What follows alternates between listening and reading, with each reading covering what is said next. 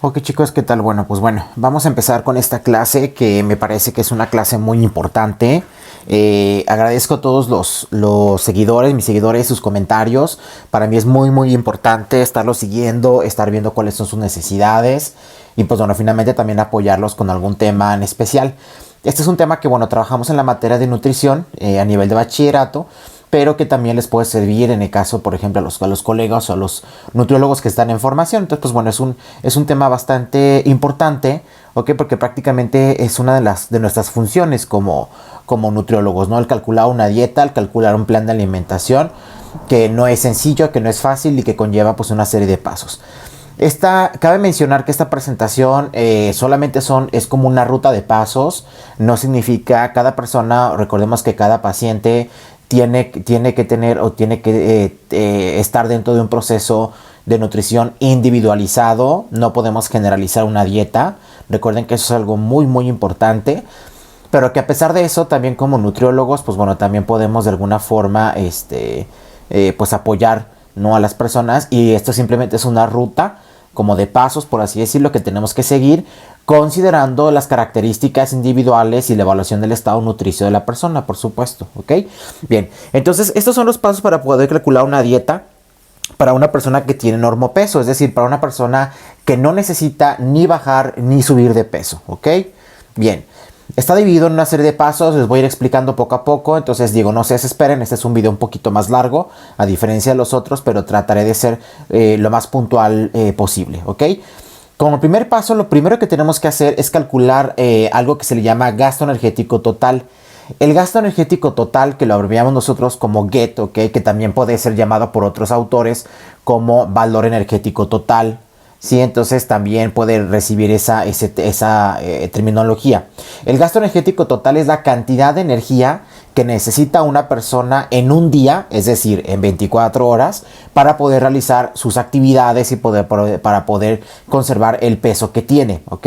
Ojo, conservar el peso que tiene. Si la persona necesita bajar o subir de peso, entonces tendremos que hacer un ajuste posterior, ¿ok? Pero bueno, ese no es el objetivo de esta clase. Ahorita solamente vamos a aprender a calcular una dieta para una persona que no necesita ni subir ni bajar de peso.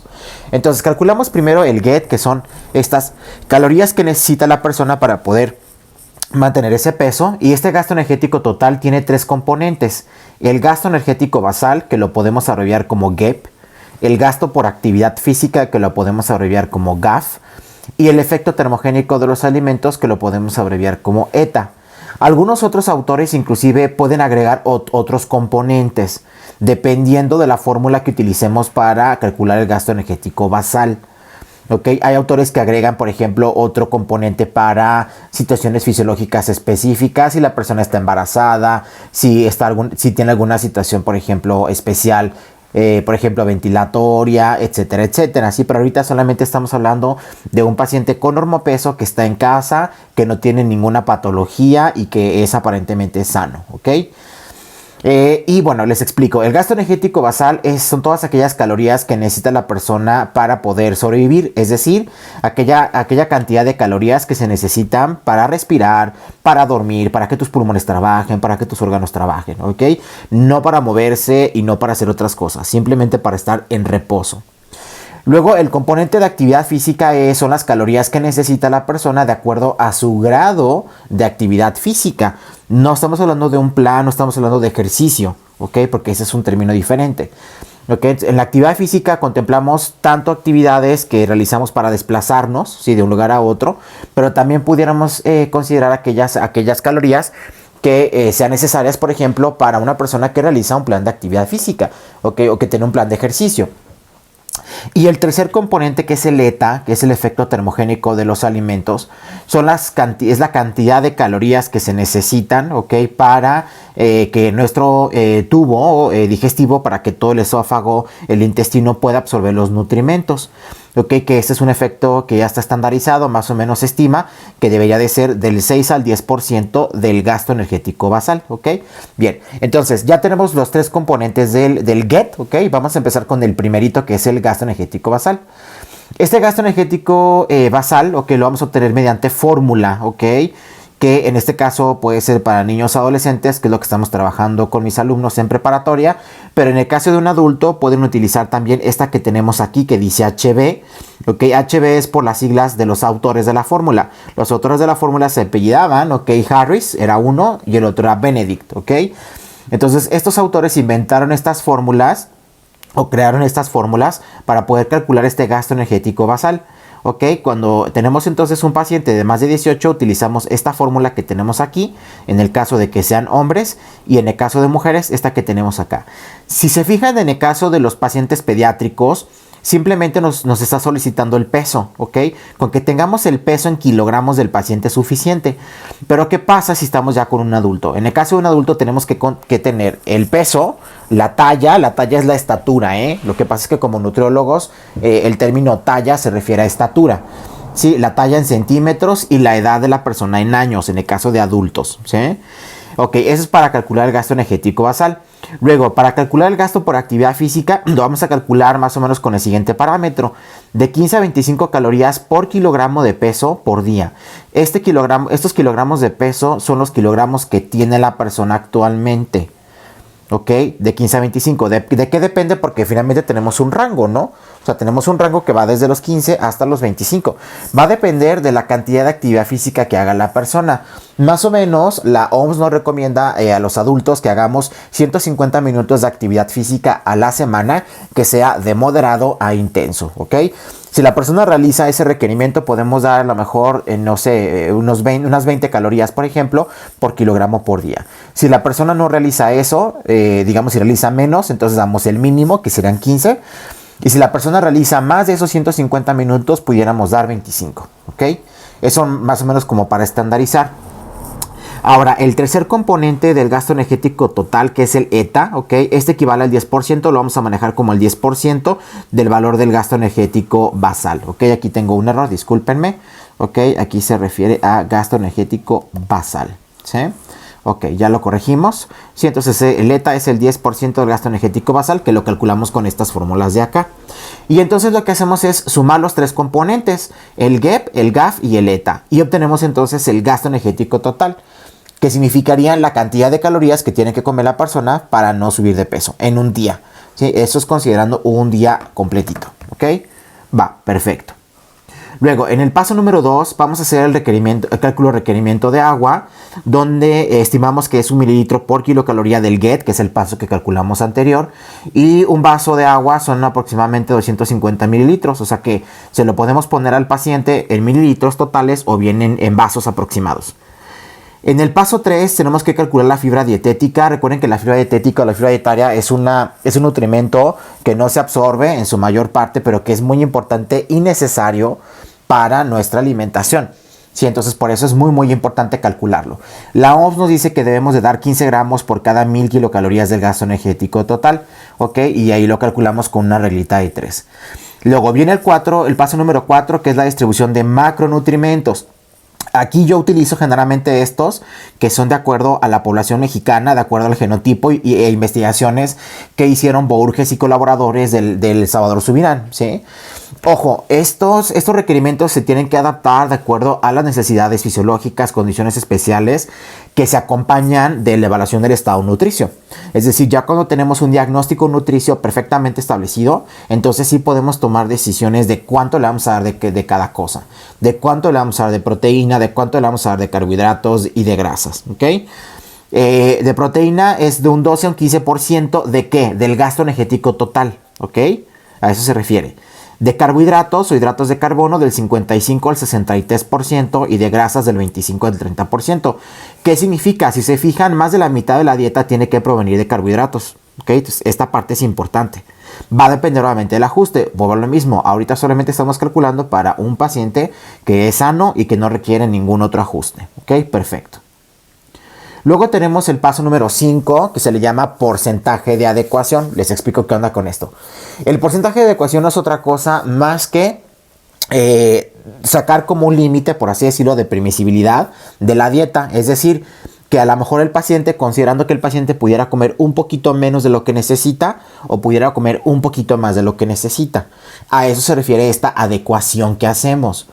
Más o menos se calcula que debe de ser un 10%, ¿ok? Hay instituciones que consideran que debe de ser hasta un 5% o un 3% de esa adecuación. ¿De qué dependerá? Del objetivo clínico. Sí, del pronóstico, de la evaluación del estado nutricio y del objetivo del tratamiento nutricio. Pero ahorita para efectos de la materia estamos manejando un 10%. Ok, esta es como una tablita, yo siempre lo hago a través de una tabla, como para que no se les vaya la forma de cálculo. Ok, en esta parte tenemos el macronutrimento o la energía, tenemos proteínas, lípidos, carbohidratos y el gasto energético total, que también tenemos que sacarle adecuación. Tenemos que calcular dos cosas, el límite inferior y el límite superior. El límite inferior, ok, es la cantidad mínima de nutrimento o energía que una persona debe de consumir, de acuerdo a la dieta. Y el límite superior es la cantidad máxima de nutrimento o energía que una persona debe de consumir para un día. Y aquí están los cálculos. Tenemos los gramos de proteína que ya calculamos en el paso número 4, ok, y los multiplicamos por 0.90 para sacar el límite inferior. Si queremos calcular el límite superior, van a ser los mismos gramos de proteína, pero ahora multiplicados por 1.10. Y así le vamos a hacer con los lípidos, con los hidratos de carbono y también con la energía, pero en calorías, ¿sí? Porque aquí en este caso no tenemos gramos, sino son las calorías que calculamos previamente en el gasto energético total. Después vamos con el paso número 6, que es la distribución de equivalentes según el SMAE, que es el Sistema Mexicano de Alimentos Equivalentes, que es este que ustedes ven aquí en la imagen. Esa es la portada del librito. Es una especie de manual que nosotros como nutriólogos utilizamos para poder hacer nuestros cálculos dietéticos. Este sistema de clasificación es bien importante porque no es igual al plato del bien comer, por ejemplo, que es una guía alimentaria. Esta no es una guía alimentaria, es un sistema mexicano de clasificación. Es decir, me permite clasificar todos los alimentos que hay en México de acuerdo a sus características organolépticas, de acuerdo a sus características principalmente nutrimentales. Este SMAE, a diferencia, por ejemplo, del plato del bien comer, tiene varios grupos y subgrupos de alimentos. Si recordamos, por ejemplo, el plato del bien comer solamente tiene 3, ¿verdad? Que era el rojo, el amarillo y el verde. Acá no, acá tenemos varios y aparte esos grupos se pueden subdividir todavía. Entonces esto es tremendamente importante porque si no sabemos cómo calcularlo, pues obviamente o no sabemos cómo hacer esta distribución es difícil, ¿ok? Y la distribución se basa en la evaluación dietética que tenemos que hacer en gustos, preferencias alimentarias o indicaciones terapéuticas. Por ejemplo, también debemos de considerar alergias del paciente, intolerancias, ¿ok? O bien sensibilidades alimentarias, en el caso de que el paciente tenga alguna situación particular. Ok, entonces hacemos esta distribución para saber cuántas equivalentes le vamos a dar al paciente. Ok, ¿a qué se refiere equivalentes, chicos? El equivalente es una ración estándar, ojo, estándar. No significa que sea una equivalencia, no significa que sea una ración recomendable. Es una ración estándar para efectos de cálculos y se acabó. Yo no puedo estandarizar esas recomendaciones. Sí, o sea, eso no se puede hacer. ¿Ok? Esas equivalentes depende totalmente de la evaluación dietética del paciente. Tenemos que hacer una evaluación dietética para saber entonces qué situación debería de consumir el paciente. ¿Ok? Va. Ahora, esta clasificación del SMAE se las presento aquí, como la pueden observar. Tenemos el grupo principal y el subgrupo. Algunos sí tienen, otros no. Tenemos verduras, frutas, cereales y tubérculos, leguminosas, alimentos de origen animal, leches, aceites y grasas, azúcares, alimentos libres de energía y alcohol. Algunos sí tienen, como les mencionaba, su clasificación, otros no lo tienen. Por ejemplo, en el caso de cereales y tubérculos, hay sin grasa y con grasa. En el caso de alimentos de origen animal, si se fijan, los separan por según el aporte de grasa que tenga. Y la leche también según la cantidad de grasa, ¿no? Si es descremada, semidescremada, entera, o bien si tiene azúcar añadida. En el caso de aceites y grasas, pues si tiene presencia o ausencia de proteínas. Los azúcares, si tenemos grasa o sin grasa. Y los libres de energía, que son alimentos que no nos aportan calorías, como por ejemplo las especias o las bebidas que son sin azúcar o los dulces sin azúcar, por ejemplo. Y obviamente el alcohol, que aquí incluye todas las bebidas alcohólicas. Esta columna que dice energía, kilocalorías, son las calorías que nos aporta un equivalente o una ración de este grupo, o bien el subgrupo, por ejemplo en el caso de estos que tenemos acá. Si se fijan, de todo el SMAE, los equivalentes que mayor cantidad de calorías me aporta es la leche con azúcar. Por ejemplo, ¿qué alimentos podemos encontrar en este subgrupo de leche con azúcar? El Yakult, sí, el Yakult rojo, el de tapadera roja, o también inclusive pudiéramos encontrar yogurts, helados. Sí, helados que están elaborados con crema o elaborados con leche. Sí, ese tipo de helados, por ejemplo, ese tipo de alimentos tienen muchísimas calorías por la cantidad de azúcar que se les añade extra a la leche o a la crema que se utiliza. Entonces, como nutriólogos o bueno, como personas que calculemos una dieta, tenemos que ser expertos y tenemos que saber clasificar cada alimento o platillo. Ojo, alimento o platillo. No es lo mismo hablar de un alimento o de un platillo, porque el alimento lo conozco, viene como tal, no lo modifico. Pero el platillo sí, el platillo yo lo armo, el platillo tiene varios ingredientes. Y tengo que conocer qué ingredientes tiene ese platillo para poderlos clasificar en este SMAE. ¿Ok? Que es lo que vamos a ver en la siguiente diapositiva. Por ejemplo, este es un ejemplo de cómo yo puedo clasificar y cómo puedo desmenuzar, por así decirlo, ¿sí? O cómo puedo separar o dividir esos ingredientes que componen el platillo. Por ejemplo, una tortilla estándar de máquina no es una tortilla hecha a mano, si es una tortilla de las de la tortillería tal cual. Más o menos, este será un equivalente de cereales y tubérculos sin grasa. Si le estoy poniendo grupo y el subgrupo. Tiene 70 calorías. Una pieza de pan dulce, si se fijan, que puede ser un cuernito, puede ser un muffin, cualquier tipo de pan dulce, son 3 equivalentes o 3 raciones de cereales, pero con grasa. ¿Por qué? Porque se hacen con mantequilla, se hacen con manteca. ¿Ok? Entonces son 345 calorías aproximadamente de una pieza de pan dulce. Ojo, esto es una pieza de pan dulce estándar, promedio. Obviamente yo no sé si es una pieza de pan dulce del Globo o si es una dona de Krispy Kreme. O sea, no. Aquí simplemente se está estandarizando, ¿sí? Esa pieza de pan dulce. Un tamal estándar también son 6 equivalentes. Imagínense, 6 raciones de cereales y tubérculos, pero con grasa, porque obviamente están hechos con manteca, la mayor parte de ellos, y serían 690 calorías. Que estas calorías las sacamos, chicos, de la multiplicación de los equivalentes por la cantidad de calorías que me aporta cada ración del subgrupo, ¿ok? Por ejemplo, un cono de helado de McDonald's que tiene pues obviamente el cono tal cual, ¿verdad? Y el helado, o sea, la galleta, el cono galleta y el helado, ¿verdad? En el caso de la galleta es un equivalente de cereal sin grasa que tiene 70 calorías y en el caso del helado sería un equivalente de leche con azúcar que equivale a 200 calorías. En el caso, por ejemplo, del bistec de res, ¿sí? Como ustedes lo pueden ver aquí, por ejemplo, 90 gramos de bistec de res cocido, ok, serían 3 equivalentes de alimentos de origen animal de muy bajo aporte de grasa, por eso le puse MB, muy bajo aporte de grasa, que nos dan un aproximado de 225 kilocalorías. Ojo, esto es si lo cocemos con agua o lo cocemos sin grasa, Si le ponemos aceite, tenemos que considerar el aceite aparte. El chocolate Carlos V, por ejemplo, que pesa 18 gramos, el empaque, son 1.2 equivalentes de azúcar con grasa. Sí, porque más o menos un estándar, o sea, un chocolate Carlos V serían como 15 gramos, me parece. O sea, 15 gramos sería un equivalente, pero el chocolate pesa 18. O sea, el que nos venden así en la tiendita, en el Oxxo. Por lo tanto, serán 102 calorías. Luego, si se fijan aquí, por ejemplo, tenemos un platillo que es hamburguesa de res sin papas. Una hamburguesa de carrito. Que lo tenemos que desglosar en el pan, ¿verdad? La carne molida, la verdura que utilizamos, la mayonesa, catsup y el queso amarillo. Por ejemplo, dos rebanadas de queso amarillo. Para el pan, ok, serían 3 equivalentes de cereal con grasa para el pan, que son 345 calorías. Para la carne molida estoy contemplando más o menos 120 gramos, que es lo que pesa una porción estándar de carne molida para hamburguesa, que serían alimentos de origen animal de alto aporte, son 3 equivalentes, son 300 gramos, 300 calorías. Ok, y la verdura, poquitita verdura que se le pone, más o menos yo considero que es medio equivalente.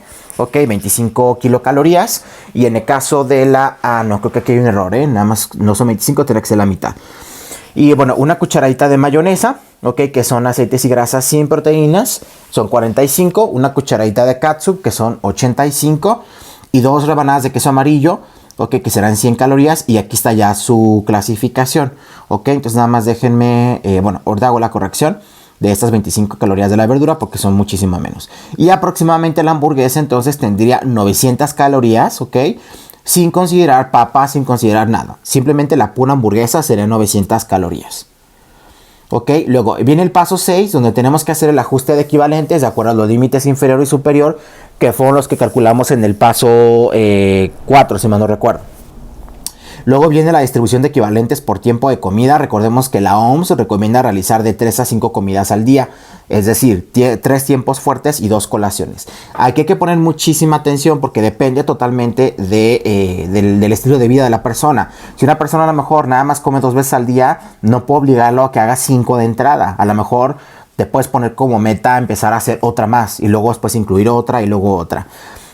Los porcentajes de las calorías, digamos, que tiene que consumir una persona, un adulto, más o menos nos dicen que debe de ser del 25 al 30 para el desayuno, del 5 al 10 para la colación matutina, del 30 al 40 para la comida, del 5 al 10 para la colación vespertina y del 20 al 25 para la cena. Sí, digo, más o menos son los porcentajes que se recomiendan. Ok, en el número 8, pues bueno, ya viene el diseño del menú, ¿verdad? De acuerdo a los equivalentes que ya distribuimos en el paso número 6 y 7. Ok, por ejemplo, aquí nos tenemos un ejemplo de cómo, supongamos que yo tengo estos equivalentes para el desayuno. Yo establecí que le voy a dar 2 equivalentes de cereal sin grasa, que le voy a dar 2 equivalentes de alimentos de origen animal de alto aporte de grasa, que le voy a dar un equivalente de verdura, uno de fruta, uno de alimentos libres y uno de azúcar sin grasa. Y entonces yo digo, bueno, ¿y qué puedo hacer con esto? ¿Sí? O sea, ¿qué alimentos puedo hacer con esto? ¿Qué alimentos le puedo dar? Ah, perfecto. Checamos el SMAE y entonces aquí viene, chicos, esta parte es bien complicada porque viene la creatividad culinaria. Si no sabemos cocinar, si no conocemos de platillos, nos va a costar más trabajo. Yo por eso siempre les digo, vean recetas, vean videos en el YouTube, vean tutoriales de cocina, porque les pueden ayudar bastante como a entender esta parte. Sí, tenemos un ejemplo. Con estas equivalentes yo voy a hacer un desayuno con los siguientes platillos. Voy a hacer 2 quesadillas, por ejemplo, con salsa pico de gallo.